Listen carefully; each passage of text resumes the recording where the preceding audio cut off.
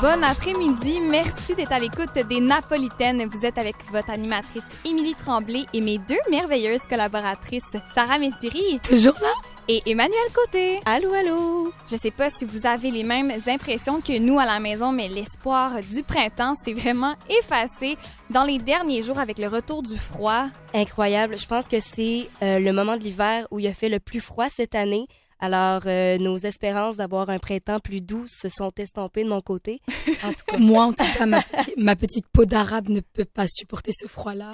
Je pense que ça va être dur pour moi dans ces prochains jours. C'est presque fini, les filles. Mais il fait présentement moins 15 degrés et le froid continue samedi avec moins 17, mais un dimanche un peu moins froid, mais à peine avec moins 8 degrés. Puis on vous a concocté tout un show pour un vendredi tout en chaleur vers une fin de semaine agréable en commençant par une nouvelle fonction très positive des réseaux sociaux, Emmanuel. Oui, Facebook pourra bientôt sauver des vies. De ton côté, Sarah, dans quelques jours, le 8 mars, en fait, c'est la journée des femmes. Une journée mondiale, Émilie, mais est-ce que cette journée qui englobe réellement toutes les femmes, englobe-t-elle vraiment toutes les femmes? Bonne question. Et à Vie d'arabe, ta chronique où on explore les différences et les similitudes entre nous et les pays arabes, on jase maternité. Savez-vous qu'en Égypte, on nomme le bébé 7 jours après sa naissance? On vous en parle dans ma chronique préférée d'une vie d'arabe. Bref, tout ça tout de suite après les nouvelles d'Emmanuel Côté. Mais Emmanuel, juste avant, on a une nouvelle de dernière minute. Oui, on vient d'apprendre qu'il y a un accident majeur sur l'autoroute 10 entre Sherbrooke et Magog impliquant un camion cube. Il y a donc un important ralentissement à prévoir. Plus d'informations à venir. Des manifestants qui provenaient de deux groupes opposés se sont confrontés devant l'hôtel de ville de Sherbrooke ce midi concernant l'islamophobie. Des militants de gauche comprenant les membres d'Action antifasciste Sherbrooke ont répliqué à la présence du mouvement nationaliste d'extrême droite, Coalition canadienne des citoyens inquiets, ainsi qu'à la meute. Les deux camps ont d'abord argumenté de façon chaotique et l'ambiance était assez tendue. De petits groupes ont fini par se former pour poursuivre une discussion plus harmonieuse. On rappelle qu'aucun manifestant n'a été blessé lors de cet événement. Un inventaire des signes religieux est présentement en cours dans l'ensemble des établissements du CIUS de l'Estrichus. Cette décision a été prise de suite aux événements qui sont arrivés récemment à Québec, alors qu'un patient s'est plaint de la présence d'un crucifix à l'entrée de l'hôpital du Saint-Sacrement. Pour le moment, l'opération a permis de noter que la majorité des signes religieux présents dans les établissements du CIUS de l'Estrichus se trouvent à l'intérieur ou près des lieux de recueillement. La coordonnatrice des communications du CIUS a mentionné qu'aucun signe religieux ne serait déplacé ou retiré pour l'instant. Des compressions imposées par Donald Trump à l'Agence américaine de protection de l'environnement pourraient avoir des répercussions jusque dans l'eau des Montréalais. En prévision de son budget 2018, Trump a demandé des compressions à la majorité des départements américains pour financer les dépenses militaires. Ainsi, le principal programme de l'EPA, soit le projet de restauration des Grands Lacs, sera grandement affecté. De 300 millions par année, son financement devrait diminuer à 10 millions, une baisse de 97 %. Merci Emmanuel. Pour plus d'informations, vous pouvez consulter le site web de la station au fm1077.ca. Sarah, mercredi, c'est la journée de la femme et encore beaucoup de bâtons dans les roues pour les femmes de notre monde. Mais en cette journée, on pense à nous, mais on pense aussi aux autres femmes qui vivent des situations différentes des nôtres. On le rappelle, Émilie, en 1970, tout a commencé avec les Nations Unies qui ont officialisé la Journée internationale des femmes. Ça a commencé avec des ouvrières, des suffragettes européennes et américaines qui ont lutté pour de meilleures conditions de travail et pour avoir le droit de vote. Maintenant, on le sait tous, on est en 2017 et on se pose la question, est-ce que la définition des droits des femmes a changé depuis? Une excellente question, Sarah. Oui, dans une société où les cultures, les religions et les orientations sexuelles se croisent et même se mélangent, on se pose si ce que la journée de la femme symbolisait dans les années 80 est voué à changer, n'est-ce pas? Mais la réponse est assez claire. Oui, c'est voué à changer, mais comment? Et donc, la journée de la femme ne porte pas le même sens pour une femme afro-américaine, par exemple, une femme caucasienne, une femme qui souffre d'un handicap physique. Donc, il faudrait qu'on ajoute un nouveau terme dans le vocabulaire féministe quand on parle de la journée de la femme. Et ce fameux mot est l'intersectionnalité. Donc, je vais un peu expliquer c'est quoi l'intersectionnalité. C'est le concept, il vise à révéler la pluralité des discriminations de classe, de sexe et de race. Donc, à ce moment-là, on parle de, par exemple, quand on est une femme, on peut souffrir de sexisme, mais aussi de racisme ou encore d'homophobie. Exactement. Donc, ce ne sont pas toutes les femmes qui possèdent les mêmes droits, les mêmes libertés. Et Kimberly Crenshaw, c'est elle qui a découvert ce terme-là, qui l'a conceptualisé, et elle a compris cette hiérarchie entre femmes et leurs droits. Et elle a dit que, elle a essayé de comprendre pourquoi les femmes noires ont du mal à faire reconnaître par la justice les discriminations qu'elles vivaient ou qu'elles subissaient au travail. Et donc, juste en réalisant que toutes les femmes ne possèdent pas nécessairement les mêmes droits, en étant conscient de cette intersectionnalité. On fait un pas vers l'avant. Exactement, et c'est pour ça que c'est très important lors de la journée de la femme de comprendre que les différences culturelles, raciales, sexuelles sont toutes doivent être prises en compte pendant cette journée-là pour que les femmes, toutes les femmes soient incluses dans cette journée-là.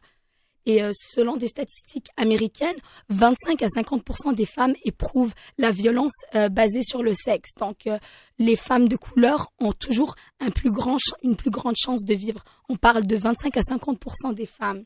Donc, on espère que pendant la journée de la femme, on va comprendre l'intersectionnalité, on va inclure toutes les femmes. On va faire des gestes positifs pour changer les choses. Exactement, Émilie. Super, merci Sarah. 16h06 et on reste dans l'actualité pour parler d'un gros poisson qui tient tête au gouvernement canadien et américain et c'est la carpe asiatique.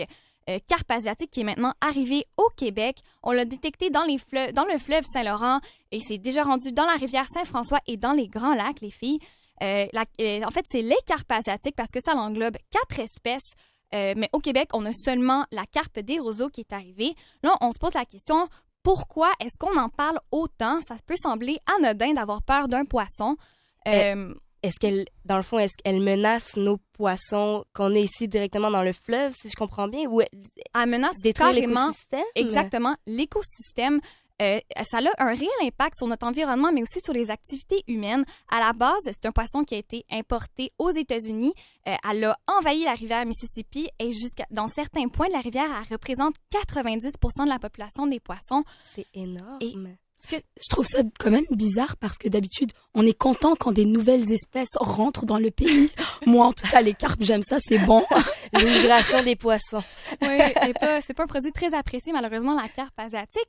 Mais ce que ça veut dire pour le Québec, on sait pas encore combien de poissons sont arrivés ici. Le problème majeur, c'est que ça se reproduit très vite. Ça mange 20% de leur poids par jour. Ils volent les ressources des autres poissons, Emmanuel. Donc, comme tu disais, ça débalance l'écosystème. Ça peut rendre l'eau des lacs impropre à la baignade. Donc, ça a vraiment une influence sur notre vie. Et c'est pas... seule la région des Grands Lacs pourrait avoir des pertes de plusieurs milliards de dollars en retombées économiques. Et on va rechercher ces pertes-là aussi de façon similaire au Québec dans des industries comme la pêche, autant commerciale aussi que loisirs, la navigation, le tourisme, puis éventuellement peut-être créer des problèmes sanitaires. Donc, comme je te dis, on ne pourra plus se baigner dans certains lacs. C'est quand même assez fascinant. On parle d'une espèce qui envahit le territoire et qui mange tout et qui prend tout. C'est incroyable. Sélection naturelle. Mais on va... En fait, le ministère des Forêts, de la Faune et des Parcs n'ont pas de plan concret encore, outre que pour limiter sa propagation, on va arrêter l'utilisation d'appâts vivants pour la pêche, chose que certains pêcheurs, notamment, sont pas très contents. Mais en tant que citoyen, si vous voulez faire quelque chose, si vous voyez une carpe asiatique, photographiez-la et avertissez le gouvernement parce que ça va leur permettre de les identifier plus rapidement. Puis aussi, ils vont pouvoir comprendre la propagation de cette espèce-là. Aussi, veuillez ne pas prendre l'animal comme animal de compagnie. C'est illégal au Canada d'en avoir une vivante à sa possession. Pour contacter le gouvernement, ça serait par... Vous pouvez contacter, j'imagine, via les agents du ministère. Parfait. Moins 15 degrés au centre-ville de Sherbrooke. Et Emmanuel, la technologie vient à la rescousse de la santé mentale et les réseaux sociaux s'en mêlent. Facebook a annoncé cette semaine justement qu'il va commencer à utiliser l'intelligence artificielle pour identifier les utilisateurs qui ont des idées suicidaires. Donc, ils ont développé des algorithmes qui vont servir à détecter, dans le fond, les signes de détresse et de tristesse dans les commentaires ou même les messages privés des utilisateurs, mais aussi dans les réponses de leurs contacts. Par exemple, ils vont pouvoir détecter des messages comme « la vie est dure » ou bien « je m'inquiète pour toi » de la part d'un ami.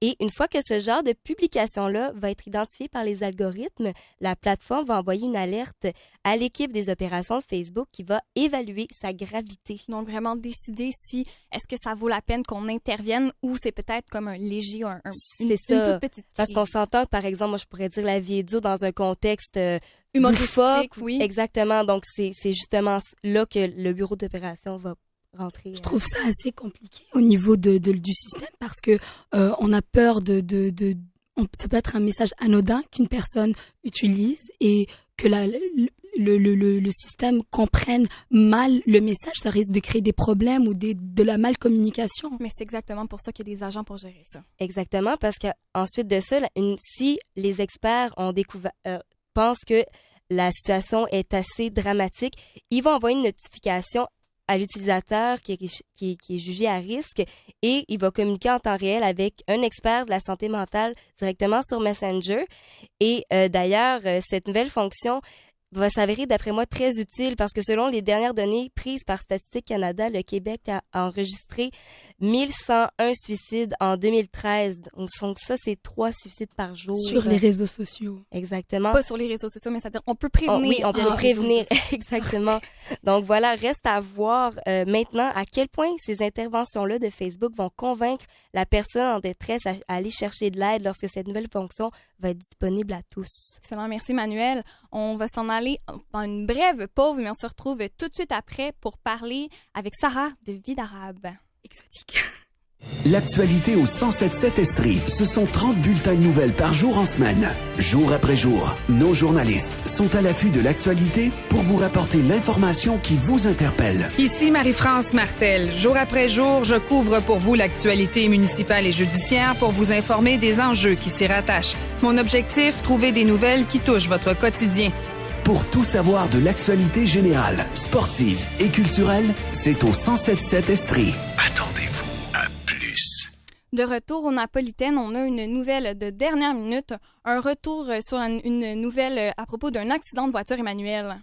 Oui, le camion Cube s'est retrouvé entre ciel et terre sur le viaduc surplombant le chemin Édouard-Montpetit dans le secteur d'Auville. Donc, je rappelle par rapport à l'accident qui a eu lieu entre Magog et Sherbrooke. Donc, une voie de circulation a été retranchée dans le secteur occasionnant un bouchon de circulation sur plus de 5 kilomètres.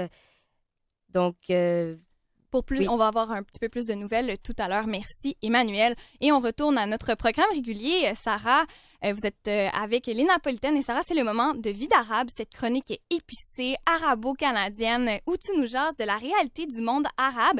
Et aujourd'hui, c'est la maternité dont on parle. Émilie, j'aimerais rappeler à nos chers auditeurs que